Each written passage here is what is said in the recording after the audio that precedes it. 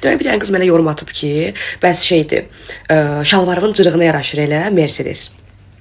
Mən də belə baxdım ki, yəni mənim şalvarımın cırığının maşına nə dəxli var? Gözləyin, ikinci atıram. Sonra demək ki, başımı bıraq yatıram, yuxum tökülür, xəstəyəm.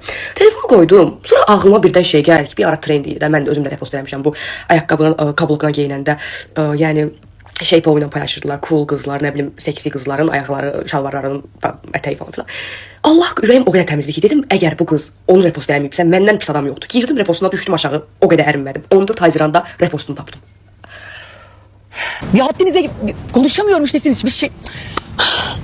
Ama sen yani bunu problem eləmədiyin halda öz həyatında sırf içimin yandığı üçün, belə partladığın üçün yəni. Mənə 90% söz atan insanların öz elədiyi şeylər mənim elədiyim şeylərdən eynidir. Sadəcə mən sizdən qat-qat yaxşı olduğum üçün, bunu başa düşürəm.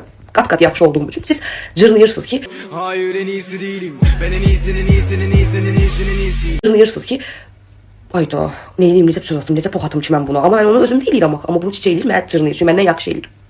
Mənə əsəbləşdirən insanların içinin bu qədər paxıl olmasıdır.